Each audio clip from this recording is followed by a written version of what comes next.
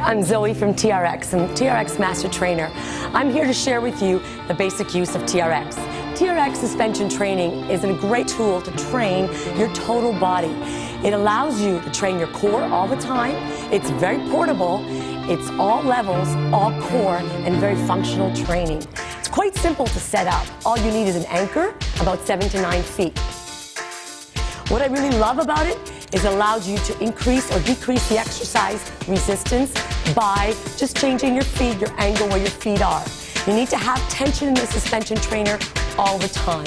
And this is a great tool because it allows you to use your body weight as training and very functional. Have fun and enjoy our other videos on specific TRX exercises on a daily basis. So as for your calorie intake, if you want to maximize fat loss while minimizing muscle loss, then you have to pay close attention to how many calories you're intaking. Research indicates that this is best done with a moderate caloric deficit that enables you to lose around 0.7% of your body weight per week, which is around 1 pound of weight loss per week for most people. In fact, a more aggressive calorie deficit was actually shown to hinder fat loss as opposed to accelerate it. And if you're unaware of what your calorie intake should be, a good starting point and something recommended from a 2014 paper from Eric Helms and colleagues is to simply multiply your body weight by 13. Although this won't be spot on for everyone, you can start with that and then increase or decrease your calories based on how your weight loss progresses throughout the next little while. As for protein, it's the most important macronutrient you want to keep track of since research has repeatedly shown that it plays a major role in maintaining muscle while you're in a caloric deficit. And although how much protein you should intake will always be a highly debated topic, a recent 2018 meta-analysis from the Journal of Sports Medicine found that intaking at least 0.73 grams of protein per pound of body weight is enough to maximize muscle growth and maintenance. However, I personally find that intaking a little more than this is beneficial when restricting calories, since we know that protein is the most satiating macronutrient, so it can better help keep you full throughout the day, and it just acts as a buffer to help minimize any potential muscle loss. Now as for carbs and fats, despite the ongoing debate between low-fat versus low-carb diets, a recent 2018 year-long randomized clinical trial with over 600 subjects found that when protein is the same, both low-fat and low-carb diets are equally as effective for fat loss. So in reality, these two factors can be adjusted based on what kinds of foods you enjoy. But generally, the literature recommends a fat intake of around 0.25 to 0.5 grams per pound of body weight from healthy fats, and then the rest of your calories, minus your protein of course,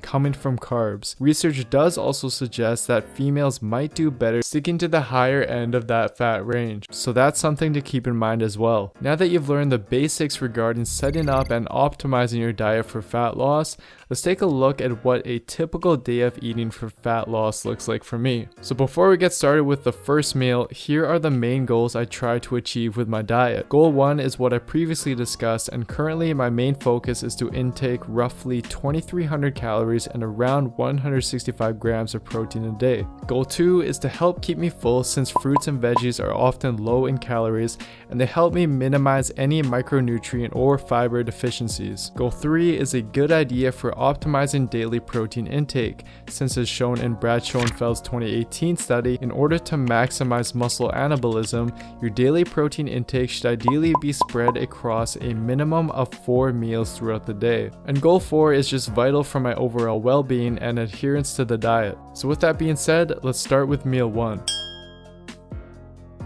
So my breakfast usually consists of a smoothie with the following ingredients: fruits and flaxseed for my micronutrients, fiber, and omega-3 intake, cashew milk since it's much lower in calories than dairy milk yet still provides calcium and vitamin D, whey isolate protein to contribute to my daily protein intake, and a few grams of cinnamon, which helps add taste and has quite a bit of research supporting its ability to improve insulin sensitivity. And with my smoothie, I usually have rice cakes and the other half of the banana. I prefer this as my pre-workout meal since it consists of a fast digesting protein and high glycemic index carbs, which, as explained in my pre-workout meal video, seems to be ideal for performance based on the literature.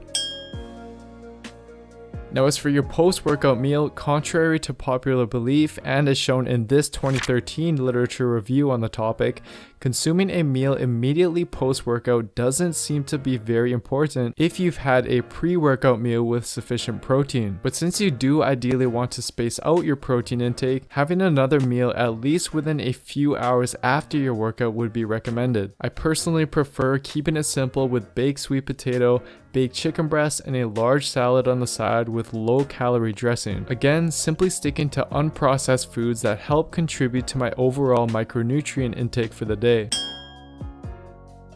Throughout the day, I usually have a few more servings of various fruits and vegetables and a combination of black coffee and green tea. These are all quite low in calories yet help keep me full until the next meal. And the caffeine found in green tea and coffee is a natural appetite suppressant and has actually been shown to increase your caloric expenditure. Research from the Journal of Clinical Nutrition suggests that a couple cups of coffee can lead to an additional 80 or so more calories burned throughout the day. And the fact that research also shows that caffeine may increase fat usage by the body makes it something I'd recommend incorporating in your diet if you enjoy it. Sushi is by far my favorite food, so I tend to have it quite often. The great thing about knowing how much you should be eating is that you're able to fit in foods that you enjoy without it affecting your progress. Now, aside from being a relatively low calorie, high protein choice, the salmon helps provide the important omega-3 fatty acids DHA and EPA, which have recently been shown in a 2018 literature review to possibly help with anabolic signaling and muscle repair and growth. So intaking a few servings of fish per week and supplementing with omega-3s is something I'd highly recommend. This is something I'll typically have shortly before bed since I personally enjoy going to bed feeling full and it doesn't impact my sleep. It's usually a combination of eggs, egg whites, toast, peanut butter topped with stevia sweetener, and a salad with 0-calorie dressing. And for those against eating this late, the literature has shown time and time again that eating carbs or even food in general late at night will not contribute to fat gain, given that you're still staying at a caloric deficit. Something I do want to mention though is that for very calorie dense foods like peanut butter, I would highly recommend that you take the time and effort to at least measure or even better weigh out how much you're using. Several studies have shown that underreporting calories is a very common reason why overweight individuals struggle to lose fat despite dieting, which is probably because it's so easy to do. For example, here's 300 calories worth of peanut butter compared to 100 calories. The difference is almost unnoticeable, yet this can easily be the factor that's inhibiting your fat loss. So if you have any measuring tools, I'd suggest you use those. Otherwise, I'll leave a link in the description box down below to a very affordable scale that I personally use myself. But that's pretty much what a day of eating for fat loss looks like for me. Hopefully this provides you with some insight as to how to approach and optimize your diet for fat loss. The key is really to incorporate foods you personally enjoy eating in order to create the diet. This is the summary of Home Cooking, A Writer in the Kitchen, Vintage Contemporaries, by Laurie Colwin.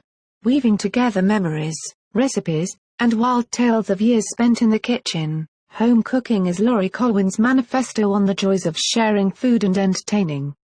From the humble hot plate of her one-room apartment to the crowded kitchens of bustling parties, Colwin regales us with tales of meals gone both magnificently well and disastrously wrong.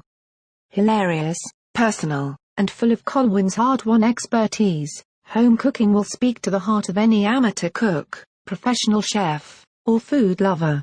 For more food books visit www